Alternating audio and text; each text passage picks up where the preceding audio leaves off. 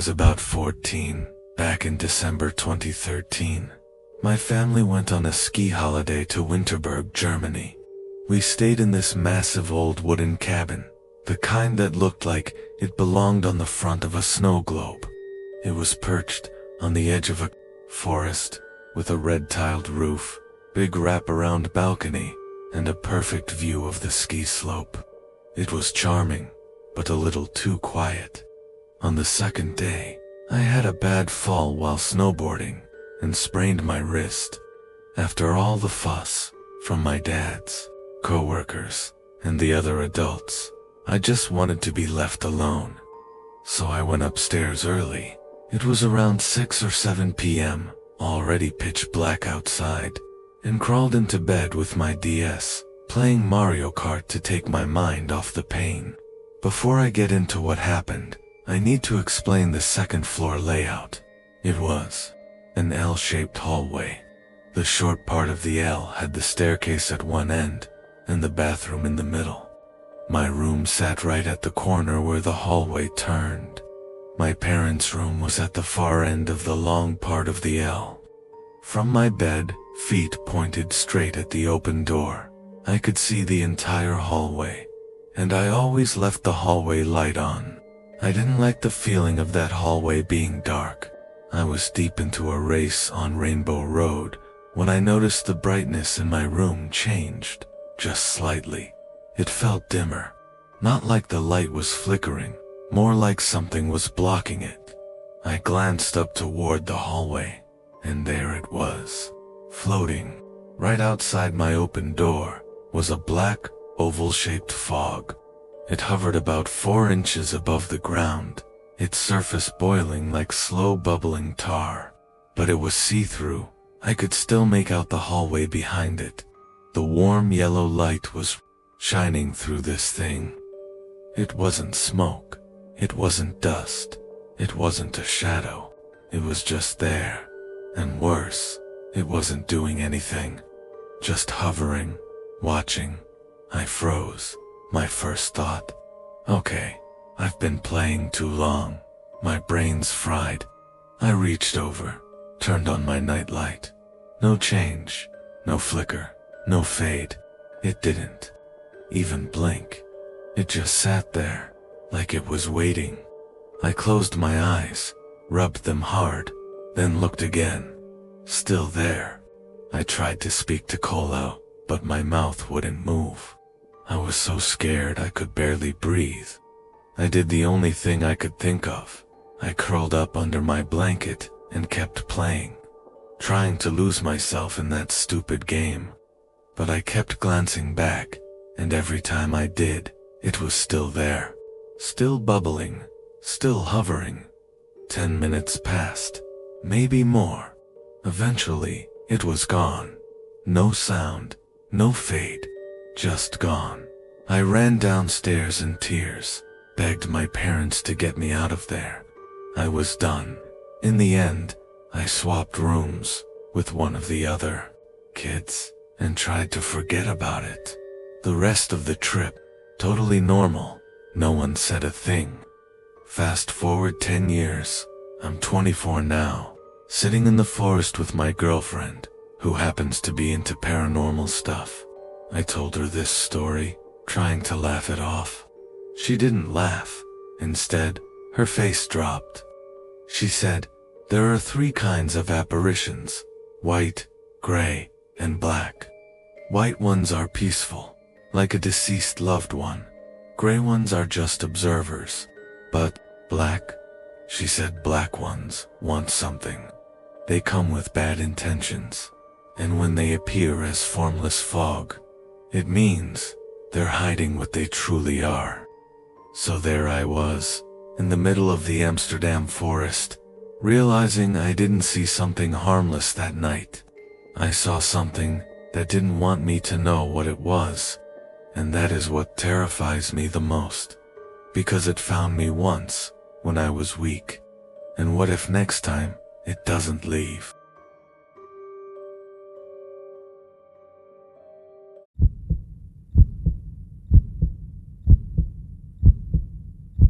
This happened quite a while ago, back before smartphones were in every pocket. We're talking the late 1990s, just before the turn of the century. Back then, most people still used landlines. Answering machines were common, and if you didn't pick up, the machine would. I was out eating with a buddy of mine. He was driving me home that night. Nothing unusual about it, but halfway through the drive, he suddenly went quiet. Then he turned to me, like he just remembered something that had been bothering him for a while. "Hey, can I talk to you about something weird?" I looked at him. "Yeah, sure. What's up?" He hesitated. Then he said, "My friends keep telling me, when they call my apartment, a woman answers the phone." That stopped me cold. He lived alone, no roommates, no girlfriend. Nobody should have been answering his phone. I asked him straight up, "Wait, hold on. What the hell do you mean, a woman answers? You're living alone, right?" He just nodded, dead serious. His hands gripped the wheel a little tighter. I figured I'd mess with him a little, try to lighten the mood. So I asked him to pull over near a payphone, and I dialed his home number. It was ringing. His answering machine picked up, like normal. "Please leave a message after the beep," I smirked, and said into the receiver. "Whoa, who the hell are you?" My friend chuckled nervously at first, but then something changed. His face drained of color, eyes wide in disbelief. Then, on the other end of the line, click, someone picked up. A woman's voice said, "Hello, I swear to you." That voice didn't sound normal. It didn't even sound alive. It was distant, almost breathless, like it came through layers of static and silence. I immediately got this sick feeling in my gut. Something was wrong. Something was in that apartment. I told him, "We're going to your place, right now." He didn't argue. We drove in silence the whole way there. The night felt heavier the closer we got to his building. He unlocked the door, and we stepped in. The apartment was quiet, too quiet, but there was something else, that feeling, like we weren't alone, like someone was watching from the shadows. My skin was crawling. Then, I felt it, the energy pulling me toward the back of the room, to the closet. I walked straight to it and yanked the door open, and there it was, a human head. At least, that's what I thought for half a second. But no, it was an old, cracked mannequin head, skin-toned, worn, one glass eye missing. "What the hell is this?" I asked. He looked at it, like he forgot it was. Even there, I picked it up years ago, from the trash outside my old apartment. I was drunk, thought it was funny at the time. When I moved, I threw out a bunch of stuff, but I couldn't bring myself to get rid of this one. I didn't even hesitate. "Dude, you're throwing this out, right now." We grabbed the thing, took it outside, and tossed it in the dumpster. The moment we shut that lid, it felt like something lifted. The air cleared. The apartment finally felt empty again. After that night, nobody ever heard that woman's voice again. Phone calls went back to normal. No more whispers on the line. No more clicks. No more ghostly hellos. But me, I never forgot that sound. That voice that came from the wires, as if she had been living in the static, waiting for someone to pick up.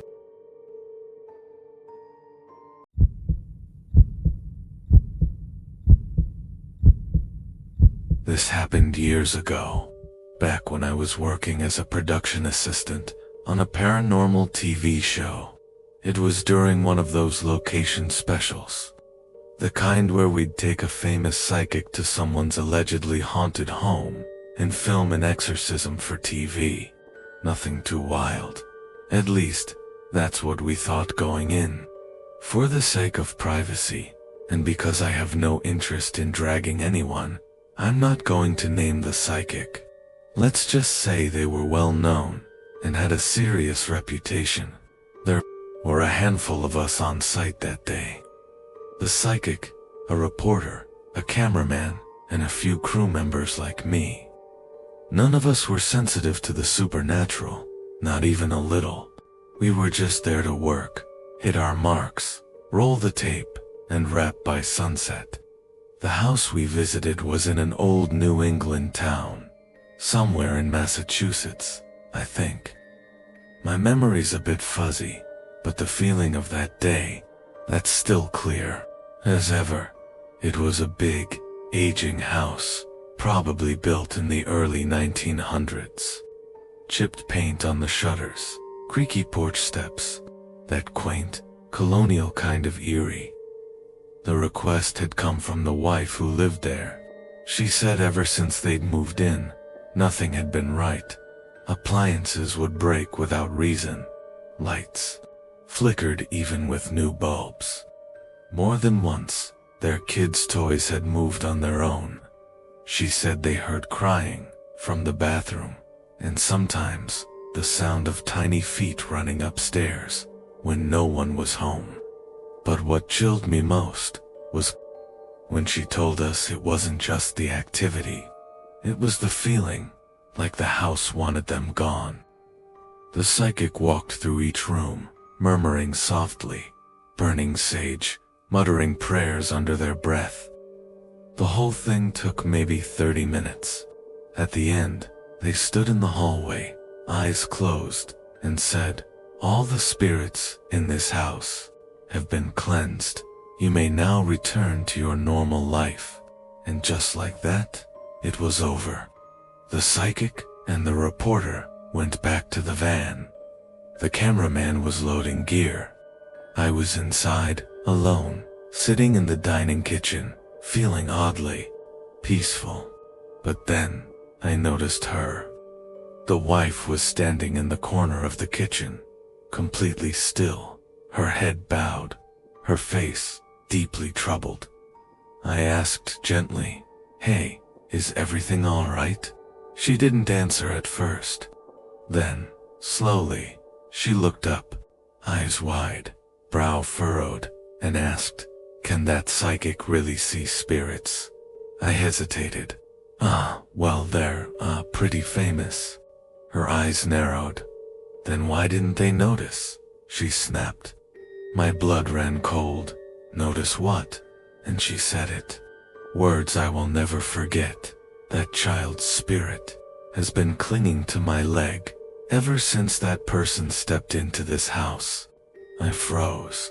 I looked down at her feet. There was nothing there, just bare wooden floorboards and shadow. But in that moment, I swear I felt it, like something was there, looking up at me, smiling, or worse, that shoot. It never aired, never even made. It's a post-production. Someone high up pulled the plug, no explanation, and none of us ever talked about it again. But I still remember her voice, the way she said it, the way she looked at me. And to this day, I wonder if that child's spirit ever let go.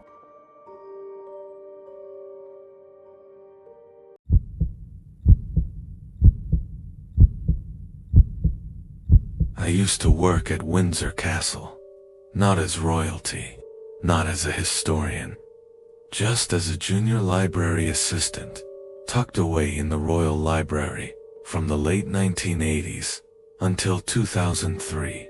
It was the kind of job you don't talk about much, one that came with rules, silence, and something else.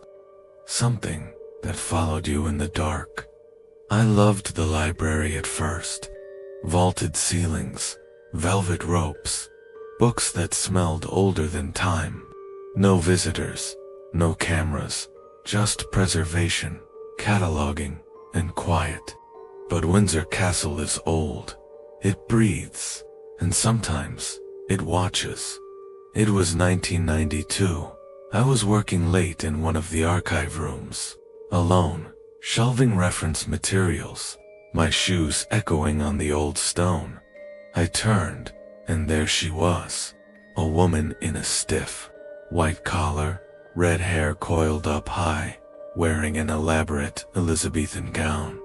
She stood in the doorway, still silent, staring, too real to be a memory, too wrong to be alive. And then, she walked backward into the wall, and vanished. My hands trembled so hard, I dropped the book I was holding. I told myself I imagined it, that stress does strange things, until I saw the black dog. The first time, it trotted down the west corridor, like it belonged there, silent, watchful, then gone, as soon as I turned to follow it. The second time, it looked right at me. Its eyes were human, not angry, not kind, just watching. Someone whispered that it was the spirit of a prince who died in childhood. All I knew was, every time it appeared, the temperature dropped, and something whispered my name.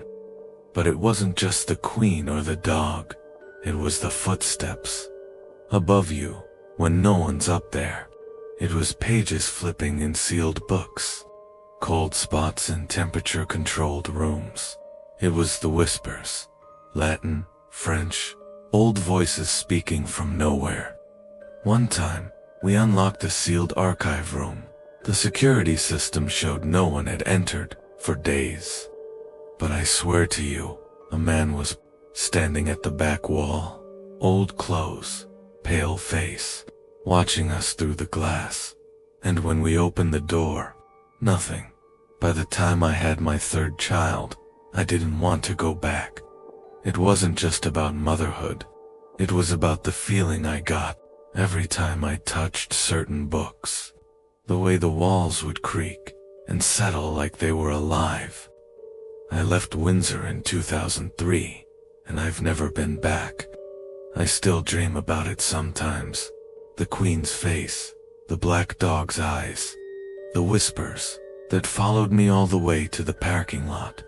They say Windsor Castle is full of history, but history doesn't just sit in books. Sometimes it watches, sometimes it walks, and sometimes it remembers you.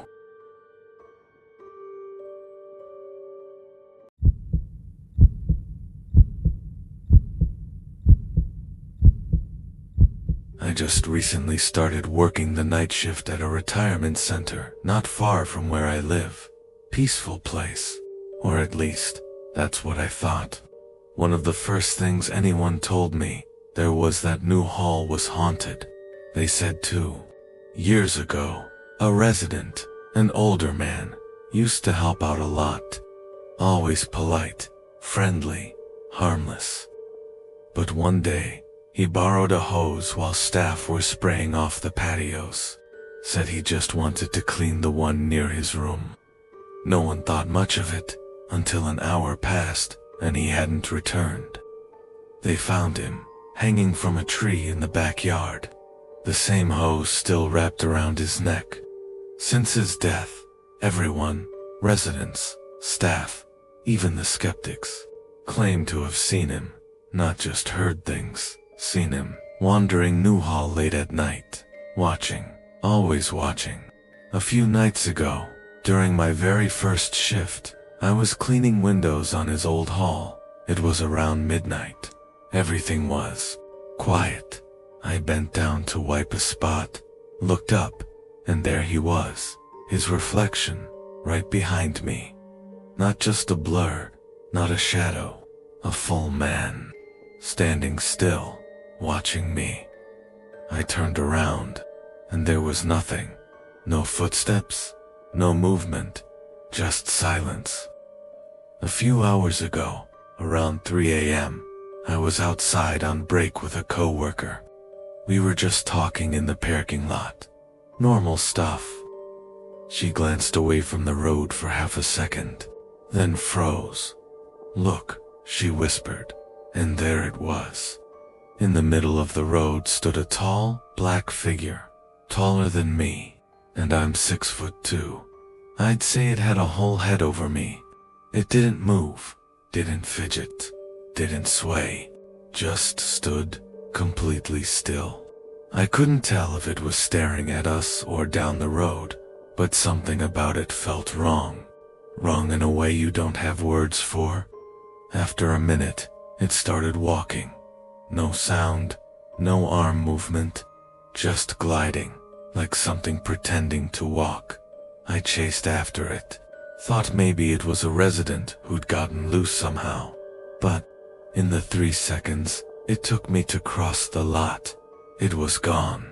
No doors opened, no footsteps. And it couldn't have reached the corner that fast. It was like it vanished. Me and my coworker, we stood in silence. And that's when we realized something even worse. It didn't move like a person, and it had no arms. No arms when it stood. No arms when it walked. Now every time I walk that hall, or see my reflection in the glass, I wonder, when will I see him again? And next time, will he still just be watching?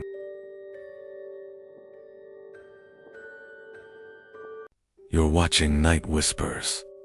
Subscribe and hit the bell button if you're brave enough to face what Night Whispers drags back from the dark.